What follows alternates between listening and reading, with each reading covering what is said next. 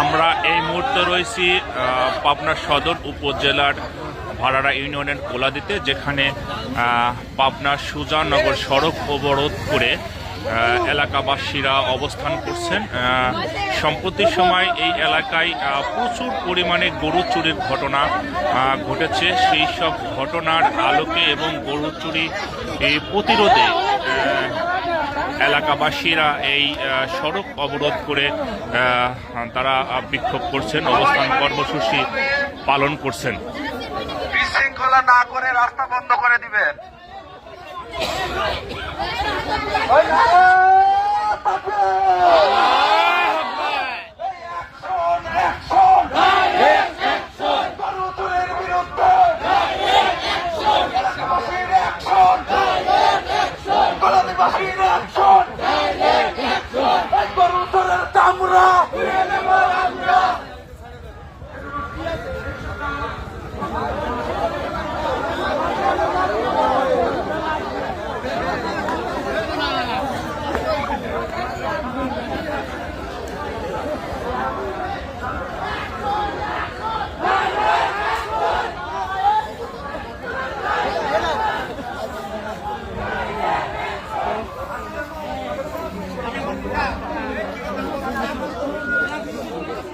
সম্প্রতি সময় পাবনার এই ভাড়ারা ইউনিয়নের কোলাদিতে প্রায় অর্ধ শতাধিক গরু চুরি হয়েছে।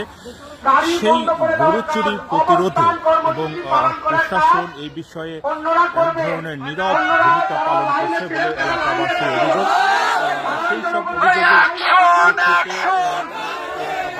আজকে এখানে প্রথমে মানববন্ধন কর্মসূচি পালন করছে, তারপর তারা অবস্থান নিয়েছেন এবং পাবনা সুজানগরে যে সড়ক রয়েছে, আঞ্চলিক সড়ক, সেই সড়ক অবরোধ করে তারা বিক্ষোভ করছেন, অবস্থান কর্মসূচি পালন করছেন। যার ফলে আপনারা দেখছেন যে দুই পাশে কিন্তু যানবাহনের জট লেগে আছে। স্থানীয় গ্রামবাসীরা বলছেন যে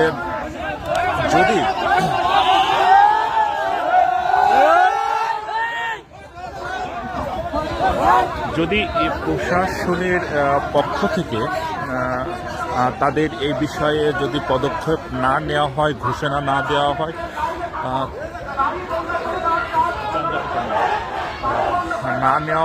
তাহলে এলাকাবাসীরা অনির্দিষ্ট সময়ের জন্য তারা এই সড়কে অবস্থান করবেন।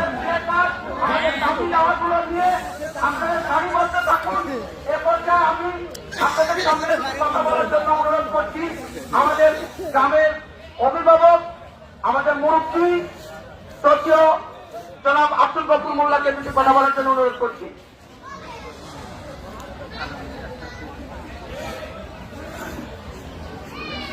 আসসালামু আলাইকুম। আজকে এই গ্রামবাসী কেন হয়েছে তা আপনারা এতক্ষণ শুনলেন। আমাদের দেশের এই গৌরবের ব্যাপারে প্রশাসনিক অদূরদর্শিতা আমাদের বিষয়ে তুলেছে। আমরা আশা করি প্রশাসন এ ব্যাপারে নজর দেবেন। এতক্ষণ আমি আবার প্রশাসনকে সতর্ক করছে যে তারা যেন আমাদের প্রতি একটু সুদৃষ্টি দেন, যাতে আমরা এই গরিবের হাত থেকে রক্ষা পাই। তো এই ক্ষেত্রে আমার একটা উপদেশ, আমার একটা বর্ণনা হলো এই যে আমাদের গ্রামের এরিয়ার মধ্যে প্রত্যেক লাইনের মাথায় এই মুহূর্তে গ্রামবাসী, পাবনার সদর উপজেলার ভাড়ারা ইউনিয়নের কোলাদের গ্রামবাসী, তারা পাবনা সুজানগর সড়ক অবরোধ করে তারা অবস্থান কর্মসূচি পালন করছেন। যার ফলে আপনারা দেখতে পাচ্ছেন যে দুই পাশে ব্যাপক যানজটের সৃষ্টি হয়েছে।